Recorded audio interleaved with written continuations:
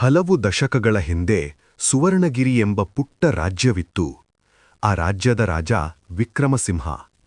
ಆತ ಕೇವಲ ಶೌರ್ಯಕ್ಕೆ ಮಾತ್ರವಲ್ಲ, ತನ್ನ ಪ್ರಜೆಗಳ ಮೇಲಿಟ್ಟಿದ್ದ ಅಪಾರ ಪ್ರೀತಿಗೂ ಹೆಸರಾಗಿದ್ದ. ಆದರೆ ವಿಧಿಯಾಟ ಬೇರೆಯೇ ಇತ್ತು. ಸುವರ್ಣಗಿರಿಯ ಒಂದು ಭಾಗದಲ್ಲಿದ್ದ ಕಪ್ಪುಹಳ್ಳಿ ಎಂಬ ಗ್ರಾಮ ಸತತ 10 ವರ್ಷಗಳಿಂದ ಭೀಕರ ಬರಗಾಲಕ್ಕೆ ತುತ್ತಾಗಿತ್ತು.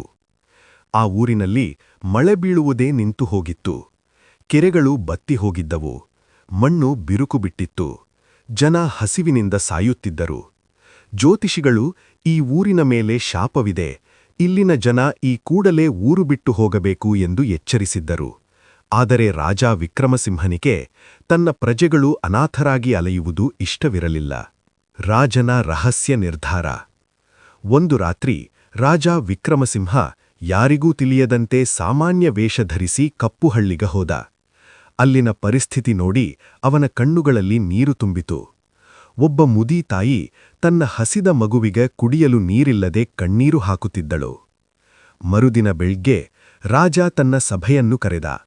ನಾನು ನನ್ನ ಖಜಾನೆಯ ಅರ್ಧದಷ್ಟು ಚಿನ್ನವನ್ನು ಈ ಊರಿಗಾಗಿ ವ್ಯಯಿಸುತ್ತೇನೆ, ಆದರೆ ಅದಕ್ಕಿಂತ ಮಿಗಿಲಾಗಿ ನಾನು ಕಪ್ಪುಹಳ್ಳಿಯ ಬೆಟ್ಟದ ಮೇಲೆ ಒಂದು ಮಹಾನ್ ಯಜ್ಞ ಮಾಡಲು ನಿರ್ಧರಿಸಿದ್ದೇನೆ ಎಂದನು. ಜನರಿಗೆ ಗೊತ್ತಿಲ್ಲದ ವಿಷಯವೊಂದಿತ್ತು. ಆ ಕಪ್ಪುಹಳ್ಳಿಯ ಬೆಟ್ಟದ ಒಳಗೆ ಒಂದು ಬೃಹತ್ ಅಂತರ್ಜಲದ ಮೂಲವಿತ್ತು. ಅದನ್ನು ತಲುಪಬೇಕಾದರೆ ಬೆಟ್ಟವನ್ನು ಕೊರೆಯಬೇಕಿತ್ತು. ಆದರೆ ಅದು ಅತ್ಯಂತ ಅಪಾಯಕಾರಿ ಕೆಲಸ. ಒಮ್ಮೆ ಬೆಟ್ಟದ ಕಲ್ಲುಗಳು ಕುಸಿದರೆ ಕೆಲಸ ಮಾಡುವವರೆಲ್ಲರೂ ಸಮಾಧಿಯಾಗುತ್ತಿದ್ದರು. ರಾಜ ಯಾವುದೇ ಕೂಲಿಯಾಳುಗಳನ್ನು ಕಳುಹಿಸಲಿಲ್ಲ. ಬದಲಾಗಿ ತಾನೇ ಗುದ್ದಲಿ ಹಿಡಿದು ನಿಂತನು. ನನ್ನ ಪ್ರಜೆಗಳಿಗಾಗಿ ನಾನು ಬೆವರು ಸುರಿಸದಿದ್ದರೆ ಈ ಕಿರೀಟಕ್ಕೆ ಬೆಲೆಯಿಲ್ಲ ಎಂದು ಘರ್ಜಿಸಿದನು. ಇದನ್ನು ನೋಡಿ ಸ್ಫೂರ್ತಿಗೊಂಡ ಊರಿನ 100 ಯುವಕರು ರಾಜನ ಜೊತೆ ಕೈಜೋಡಿಸಿದರು. ಆ ರೋಮಾಂಚನಕಾರಿ ರಾತ್ರಿ. ಕೆಲಸ ಶುರುವಾಗಿ 1 ತಿಂಗಳು ಕಳೆಯಿತು. ಒಂದು ರಾತ್ರಿ ಅನಿರೀಕ್ಷಿತವಾಗಿ ಭೂಮಿ ನಡುಗಿತು.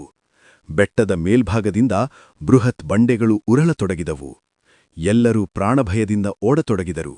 ಆದರೆ ರಾಜ ವಿಕ್ರಮಸಿಂಹ ಓಡಲಿಲ್ಲ. ಅವನು ಬಂಡೆಗಳ ನಡುವೆ ಸಿಲುಕಿದ್ದ ಒಬ್ಬ ಸಣ್ಣ ಬಾಲಕನನ್ನು ರಕ್ಷಿಸಲು ನುಗ್ಗಿದನು. ರಾಜ ಬಾಲಕನನ್ನು ರಕ್ಷಿಸಿದ ಕ್ಷಣವೇ ಬೆಟ್ಟದ ಒಂದು ಭಾಗ ದೊಡ್ಡ ಶಬ್ದದೊಂದಿಗೆ ಸಿಡಿಯಿತು. ಎಲ್ಲರೂ ರಾಜ ಸತ್ತುಹೋದನೆಂದೇ ಭಾವಿಸಿದರು. ಆದರೆ ಆ ಹೊಗೆಯ ನಡುವೆ ಒಂದು ಅದ್ಭುತ ಸಂಭವಿಸಿತು. ಸಿಡಿದ ಬೆಟ್ಟದ ನಡುವಿನಿಂದ ಹಾಲಿನಂತಹ ಶುದ್ಧ ನೀರು ಚಿಮ್ಮುತ್ತಾ ಕೆಳಕ್ಕೆ ಹರಿಯಲಾರಂಭಿಸಿತು. ಅದು ಕೇವಲ ನೀರಲ್ಲ, ಅದು ಆ ಊರಿನ ಜೀವನಾಡಿ. ರಾಜ ವಿಕ್ರಮಸಿಂಹ ಗಾಯಗೊಂಡಿದ್ದರೂ ಬಾಲಕನನ್ನು ಎತ್ತಿಕೊಂಡು ನೀರಿನ ರಭಸದ ನಡುವೆಯೇ ಹೊರಬಂದನು.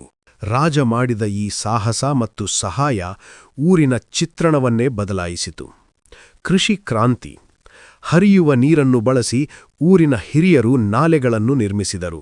ಬಂಜರು ಭೂಮಿ ಹಸಿರು ಹೊದಿಕೆಯನ್ನು ಹೊದ್ದಿತು. ಐಕ್ಯತೆ. ರಾಜ ತನ್ನ ಪ್ರಾಣವನ್ನೂ ಲೆಕ್ಕಿಸದೆ ಕೆಲಸ ಮಾಡಿದ್ದನ್ನು ಕಂಡು ಊರಿನಲ್ಲಿದ್ದ ಜಾತಿ ಮತದ ಭೇದಗಳು ಅಳಿದು ಹೋದವು. ಸಮೃದ್ಧಿ. 3 ವರ್ಷಗಳಲ್ಲಿ ಕಪ್ಪುಹಳ್ಳಿ ಹಸಿರು ಹಳ್ಳಿಯಾಗಿ ಬದಲಾಯಿತು. ಅಲ್ಲಿ ಬೆಳೆದ ಧಾನ್ಯಗಳು ಇಡೀ ರಾಜ್ಯಕ್ಕೆ ಪೂರೈಕೆಯಾದವು. ಉಪಸಂಹಾರ. ರಾಜ ವಿಕ್ರಮಸಿಂಹ ತನ್ನ ಅಧಿಕಾರವನ್ನು ಕೇವಲ ಆಜ್ಞೆವಾಡಲು ಬಳಸಲಿಲ್ಲ, ಬದಲಾಗಿ ತನ್ನ ಪ್ರಜೆಗಳ ಕಷ್ಟಕ್ಕೆ ಹೆಗಲಾದನು. ಒಬ್ಬ ರಾಜ ಊರಿನ ಜನರೊಂದಿಗೆ ಮಣ್ಣಿನಲ್ಲಿ ಮಣ್ಣಾಗಿ ಕೆಲಸ ಮಾಡಿದ್ದು ಇತಿಹಾಸದಲ್ಲಿ ಸುವರ್ಣಾಕ್ಷರಗಳಲ್ಲಿ ಬರೆಯಲ್ಪಟ್ಟಿತು. ಜನರು ಇಂದಿಗೂ ಆ ಬೆಟ್ಟದ ಬುಡದಲ್ಲಿ ರಾಜನ ವಿಗ್ರಹಕ್ಕೆ ಪೂಜೆ ಮಾಡುತ್ತಾರೆ.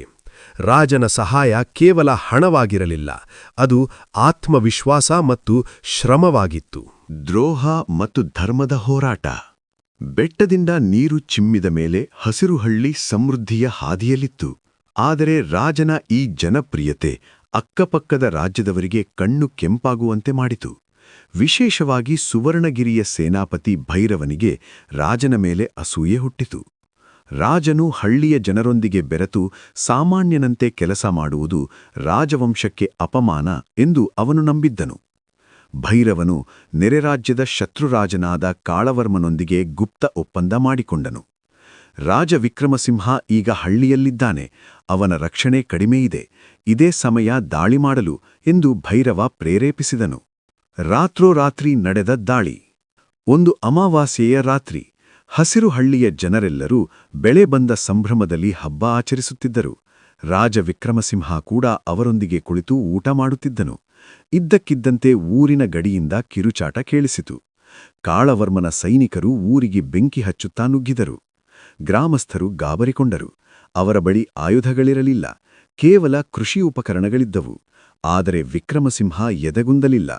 ಅವನು ತನ್ನ ಕತ್ತಿಯನ್ನು ಹಿರಿಯುತ್ತಾ, ನನ್ನ ಪ್ರಜೆಗಳ ಬೆವರಿನ ಹನಿ ಭೂಮಿಗೆ ಬಿದ್ದಿದೆ, ಈಗ ಅವರ ರಕ್ತ ಬೀಳಲು ನಾನು ಬಿಡುವುದಿಲ್ಲ ಎಂದು ಘರ್ಜಿಸಿದನು. ರೈತರೇ ಸೈನಿಕರಾದ ಕ್ಷಣ. ಇಲ್ಲಿಯೇ ಕಥೆಗೆ ದೊಡ್ಡ ತಿರುವು ಸಿಗುವುದು. ರಾಜ ಒಬ್ಬನೇ ಹೋರಾಡುವುದನ್ನು ಕಂಡ ಗ್ರಾಮಸ್ಥರು ಹಿಂದೆ ಸರಿಯಲಿಲ್ಲ. ರಾಜ ತಮಗಾಗಿ ಬೆಟ್ಟವನ್ನೇ ಕೊರೆದಿದ್ದಾನೆ ಎಂದ ಮೇಲೆ ನಾವು ರಾಜನಿಗಾಗಿ ಪ್ರಾಣ ಕೊಡಬಾರದೇಕೆ ಎಂಬ ಕಿಚ್ಚು ಅವರಲ್ಲಿ ಮೂಡಿತು. ನೇಗಿಲು ಹಿವಿಯುತ್ತಿದ್ದ ಕೈಗಳು ಈಟಿಗಳನ್ನು ಹಿಡಿದವು. ಕಲ್ಲು ಒಡೆಯುತ್ತಿದ್ದ ಕೊಡಲಿಗಳು ಶತ್ರುಗಳ ಶಿರಚ್ಛೇದ ಮಾಡಿದವು. ಹೆಣ್ಣು ಮಕ್ಕಳು ಬಿಸಿ ಎಣ್ಣೆ ಮತ್ತು ಮೆಣಸಿನ ಪುಡಿಯನ್ನು ಶತ್ರುಗಳ ಮೇಲೆ ಎರಚಿದರು. ರಾಜ ವಿಕ್ರಮಸಿಂಹ ಮತ್ತು ಆ ಹಳ್ಳಿಯ ರೈತರು ಸೇರಿ ಒಂದು ಮಹಾ ಸೈನ್ಯವನ್ನೇ ಸೋಲಿಸಿದರು. ಸೇನಾಪತಿ ಭೈರವನ ದ್ರೋಹ ಬಯಲಾಯಿತು.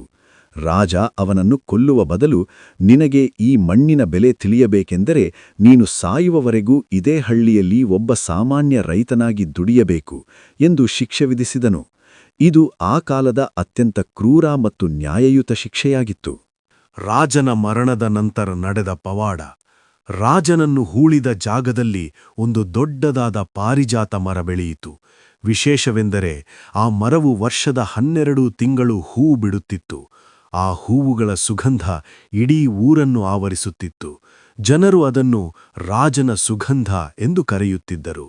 ರಾಜ ವಿಕ್ರಮಸಿಂಹ ಮಾಡಿದ ಸಹಾಯ ಕೇವಲ ಒಂದು ಬಾವಿ ತೋಡಿಸುವುದೋ ಅಥವಾ ಹಣ ಕೊಡುವುದೋ ಆಗಿರಲಿಲ್ಲ. ಅವನು ಜನರಲ್ಲಿ ಸ್ವಾವಲಂಬನೆ ಮತ್ತು ದೇಶಪ್ರೇಮವನ್ನು ಬಿತ್ತಿದನು.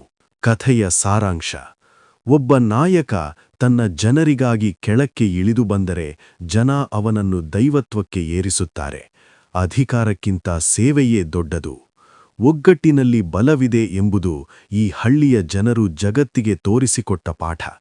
ಇಂದು ಆ ಸುವರ್ಣಗಿರಿ ರಾಜ್ಯ ಇಲ್ಲದಿರಬಹುದು, ಆದರೆ ಆ ಹಸಿರು ಹಳ್ಳಿ ಇಂದಿಗೂ ಇದೆ. ಅಲ್ಲಿನ ಪ್ರತಿಯೊಂದು ನೀರಿನ ಹನಿಯಲ್ಲೂ ರಾಜ ವಿಕ್ರಮಸಿಂಹನ ತ್ಯಾಗದ ಕಥೆ ಅಡಗಿದೆ. ತಲೆಮಾರುಗಳು ಕಳೆದರೂ ತಾಯಂದಿರು ತಮ್ಮ ಮಕ್ಕಳಿಗೆ ಈ ರೋಮಾಂಚನಕಾರಿ ಕಥೆಯನ್ನು ಹೇಳುತ್ತಲೇ ಇದ್ದಾರೆ. ಇದೇ ರೀತಿ ವಿಡಿಯೋಗಳನ್ನು ನೋಡಲು ಈಗಲೇ ಸಬ್ಸ್ಕ್ರೈಬ್ ಆಗಿ. ಹಾರರ್ ಮತ್ತು ಹಿಸ್ಟಾರಿಕ್ ಚಾನೆಲ್